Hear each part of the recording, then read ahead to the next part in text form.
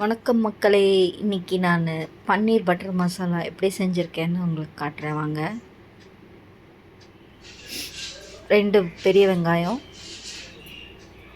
3 தக்காளி பெரிய சைஸ், நல்லா பெருசு பெருசாக வெட்டிக்கோங்க. நம்ம அரைக்க போகிறோம், வதக்கி தான் அரைக்க போகிறோம். ஒரே ஒரு பட்டை போட்டுக்கோங்க. வெங்காயத்தை எண்ணெயில் போட்டு நல்லா வதக்குங்க, ப்ரௌன் கலர் வர வரைக்கும். இஞ்சி பூண்டு பேஸ்ட்டு 1 ஸ்பூன், அதையும் நல்லா வதக்கிடுங்க. பச்சை வாசனை போகிற அளவுக்கு வதக்கிடுங்க.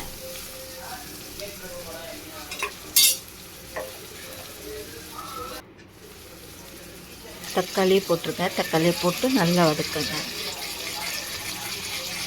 நல்லா கண்ணாடி பதம் வர வரைக்கும் நல்லா வதக்கணும்.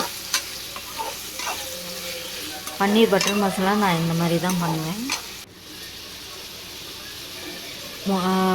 அது வதங்குறதுக்குள்ளே நம்ம பேஸ்ட் ரெடி பண்ணிக்கலாம். முந்திரி பருப்பு கொஞ்சம் ஊற வச்சுருக்கேன் பேஸ்ட்டு பண்ணுறதுக்கு. மிளகாத்தூள் 1 ஸ்பூன்,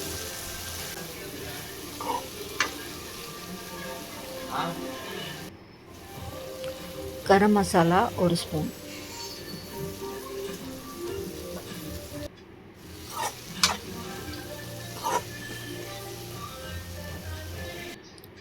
உப்பு தேவையான அளவு நல்லா போட்டு வதக்கிட்டு எண்ணெய் நல்லா பிரிஞ்சு வரணும். கொத்தமல்லி தேவையான போட்டுக்கலாம், ஆனால் எனக்கு பிடிக்கும் அதனால் போட்டுக்கிறேன். கொத்தமல்லி போட்டு நல்லா வதக்கிட்டு அதை ஆற வச்சுருங்க. இப்போ நம்ம பன்னீர் எடுத்துருக்கோம். பன்னீரை நல்லா க்யூபாக வெட்டி எண்ணெயில் போட்டு பொரிக்க போகிறோம். கொஞ்சம் ப்ரௌன் கலர் வர வரைக்கும் பொரிக்கணும்.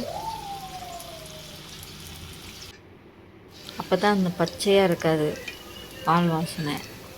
அர வச்ச வெங்காயம் தக்காளியை அரைச்சி எடுத்துக்கோங்க. அந்த பேஸ்ட்டை நம்ம பன்னீர் வதக்கின எண்ணெயிலே போட்டுருங்க. கொஞ்சம் லைட்டாக கொதிக்க விட்டு பன்னீர் அதில் ஆட் பண்ணிடுவோம். பன்னீரும் கிரேவியும் நல்லா மிக்ஸ் ஆகணும்.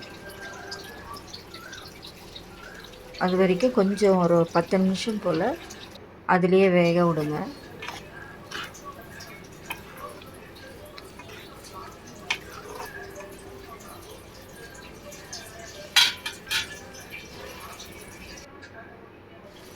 அப்புறம் நம்ம முந்திரி பருப்பு அரைச்சி வச்ச பேஸ்ட்டை இதில் கலந்துக்கலாம். கலந்துட்டு நல்லா மிக்ஸ் பண்ணி விடுங்க. மெதுவாக பண்ணணும், ஏன்னா பன்னீர் ரொம்ப வெந்துருச்சுன்னா உடஞ்சிடும்.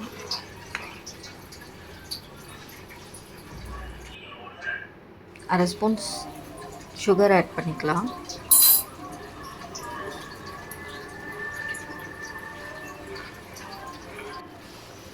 கஸ்தூரி மெத்தி ஒரு சிட்டிகை போட்டிருங்க.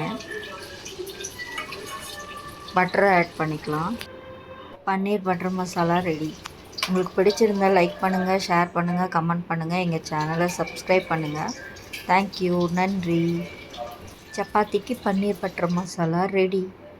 இதே மாதிரி ட்ரை பண்ணி பாருங்கள்.